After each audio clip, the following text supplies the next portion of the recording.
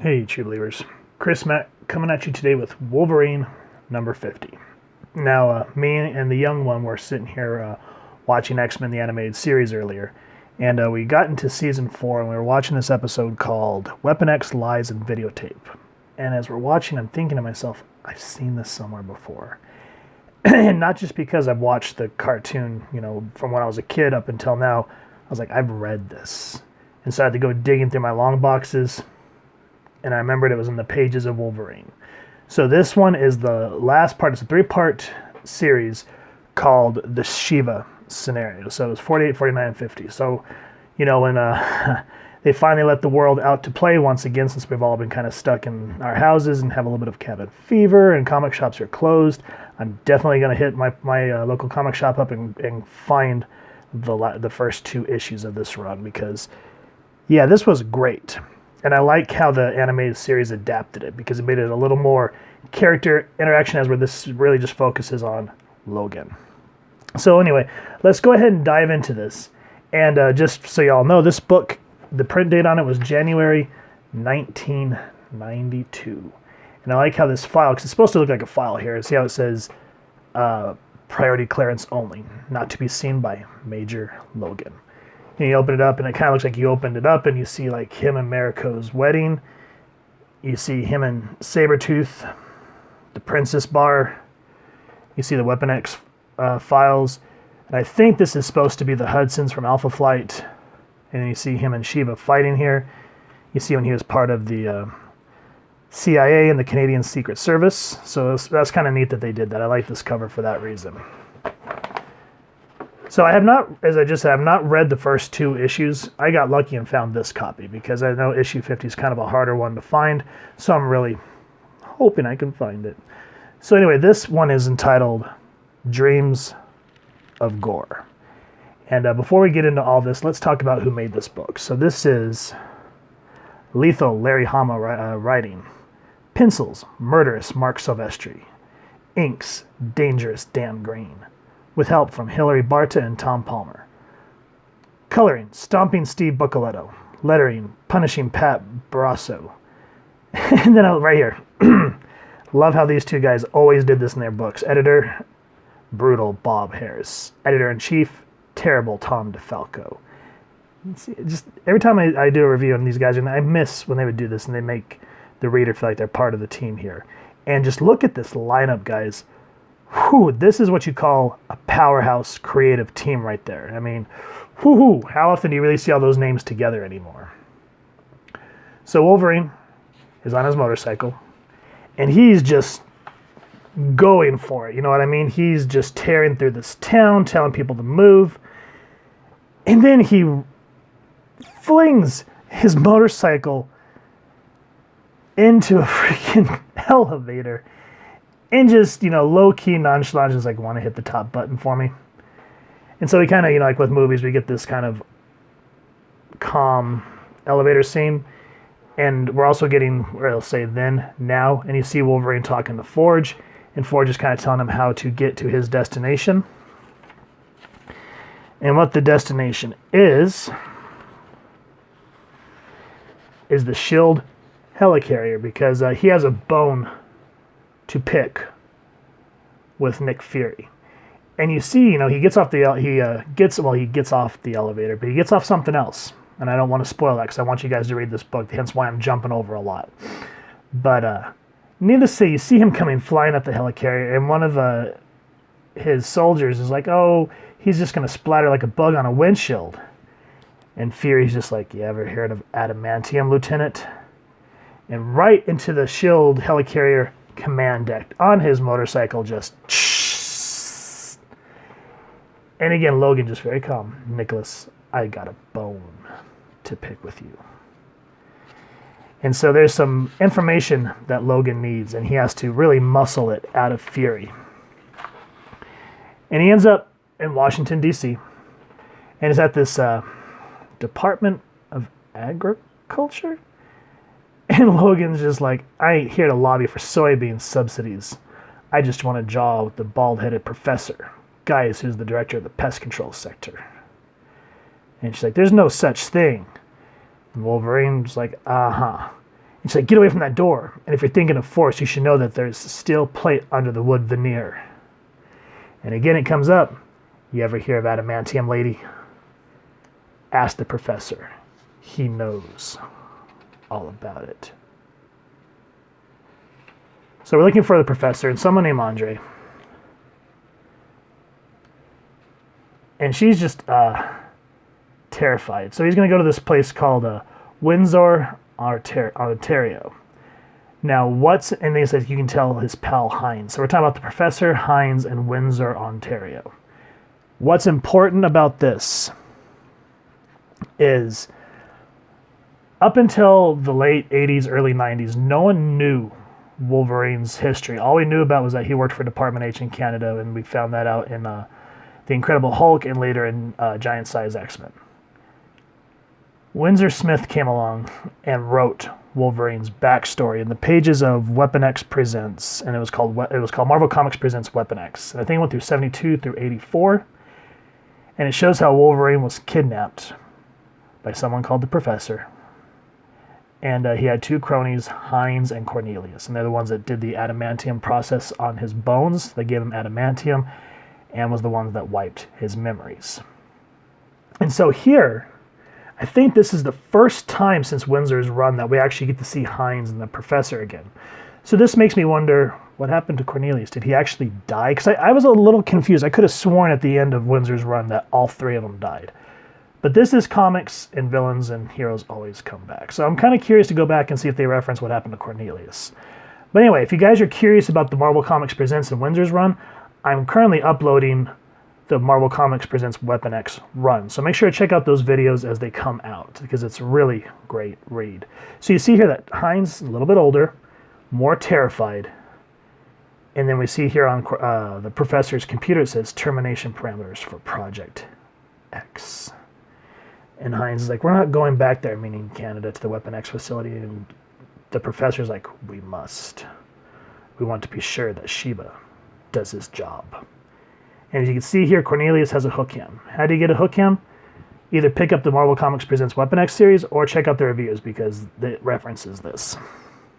And so, unlike the X-Men animated series cartoon where it's him and Beast, the X-Men actually fly him up, and he's having the X-Men help him sift through all the data that he got from his contacts. Now Wolverine, he just basically used the X-Men as a ride. So he ends up in this warehouse, and he sees all these movie sets, and he's like, this doesn't make sense. And so he's sifting through all this stuff, and he's like, this calendar, I remember this calendar, but it's supposed to have, and you find out that he lived in a place with a woman named Silver Fox, and he lived in this really nice, quaint cabin. And here he goes, there was a calendar picture of the cabin I lived in with Silver Fox. I was staring at the cabin when Mastodon came crashing in through that window with that wind blowing in behind him off the river. And as we go through this, there's another hooded figure that kind of starts to follow Logan as part of Hydra. And they begin to play a key character. But you see Wolverine in the meantime is tearing through all these sets looking for the cabin. And what's funny, well, before we get into the funny, what I like, after Wolverine gets through all of this, he's like, that's it. Checked them all out. And the one I was dreading finding wasn't there. No cabin. That little place in the woods where I lived with Silver Fox. There's a chance that the one shining golden time in my life was real. And he's referenced how, because as he's going through these sets, he says, what is it? He says, hang on. My memory just eluded. He goes, there it is. My past is a cheap. He's like, is my past just a cheap movie? And one more thing I did want to reference here is there's this place called the Saloon. And he goes, the Saloon. Went eyebrows to knuckles with Sabretooth for the first time here. And they tell you to read issue number 10, which was written by Chris Claremont. If you guys would like me to do a review on that comic, let me know it down in the comments, because it is an awesome book. But anyway, so as Wolverine's dreading all this, he at least hopes that he has a silver lining here. And then we get back to the Blackbird, and Cyclops is just being mechanic, talking about going through all this data. And Jubilee, in the most 90s moment, says, I don't even like looking at a computer screen if Mario's not running across it in his raccoon suit. And then she says, those turtles have a pizza warmer in their van. You'd think we at least have a slushy machine. So, I remember those times in my life. Ah, the 90s. It was a very interesting time, for sure. Now, for those of you that did read Marvel Comics Presents Weapon X, this little surveillance room should kind of start ringing some bells. And they're just observing Logan. And it's really good to just see them back. You know what I mean? Now, Wolverine comes across this door. And he goes, I remember this was the Project X complex. And the professor's sitting here watching, and he goes, this is what stopped the other one. He couldn't get into the vault. We were able to reprogram him, put him back into the pool. Ashamed to lose this one. He's so special. So I don't know if this was referenced in the other, the prior issues. So I don't know who they're talking about when they mean the other. I don't know if they're talking about Silver Fox, Maverick, Sabretooth. I'm not sure. But anyway, Wolverine comes across Shiva. And this one is programmed to destroy all the people that were part of the Project X. And so they get into a big, awesome bout. Just Mark Silvestri's pencil is just looking amazing. And while that's taking place, the Professor and Cyclops come across the actual proposal for the Weapon X program.